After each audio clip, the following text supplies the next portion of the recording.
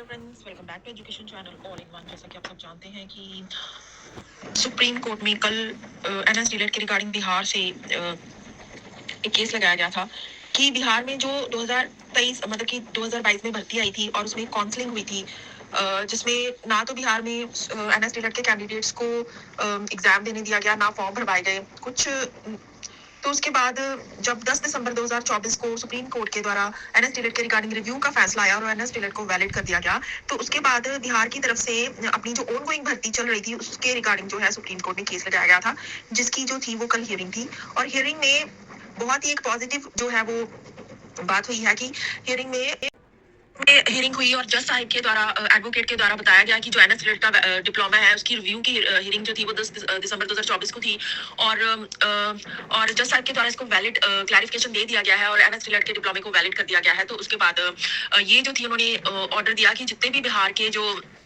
Candidates NS डीलेट के उनको सीधा डायरेक्ट भर्ती में शामिल किया जाए। उन्होंने सीधा ऑर्डर दिया, कोई स्टे नहीं दिया, सीधा ये ऑर्डर दिया है। तो अब नेक्स्ट हियरिंग जो है वो सरकार ये बताएगी कि वो कैसे उनको शामिल करेगी, भर्ती में एग्जाम लेगी या डायरेक्ट लेगी। तो उसके बाद एक केस और हुआ उत्तराखंड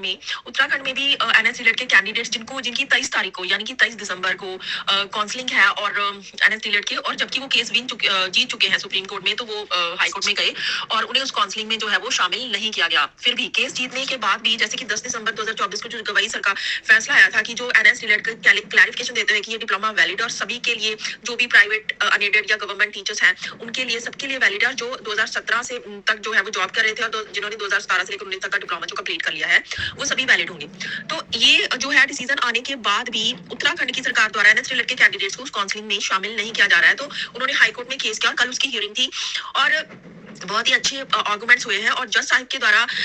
एडवोकेट मनदीप काला के द्वारा ये बोला गया कि यहाँ पर काउंसलिंग है, जबकि जो केस है एनएस डीलेट की रिव्यू थी वो 10 दिसंबर 2024 को उसका फाइनल डिसीजन आ चुका है, क्लैरिफिकेशन आ चुकी है कि जो एनएस डीलेट है का डिप्लोमा है वो वैलिड है और उसको इक्वल माना जाएगा 24 महीने के। लेकिन उसके बावजूद भी जो उत्तराखंड की सरकार है उन्होंने एनएस डीलेट के कैंडिडेट्स को काउंसलिंग में शामिल नहीं किया है, उनको बाहर निकाल दिया है। तो उसके बाद जज साहिब ने ये बोला कि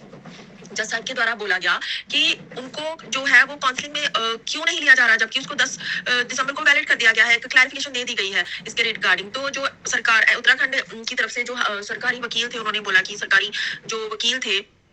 उनके द्वारा ये बोला गया कि ये प्राइवेट के लिए नहीं है, जो सरकारी जो टीचर थे, जो सरकारी 2017 से पहले पढ़ा रहे थे, उन्हीं के लिए ये डिप्लोमा जो है वैलिड है। तो जज साहिब बहुत ही गुस्से में आ गए और उन्होंने जजमेंट को देखा और उन्होंने बोला कि मुझे बताओ कहाँ पर लिखा हुआ है सरकारी टीचर के लिए है,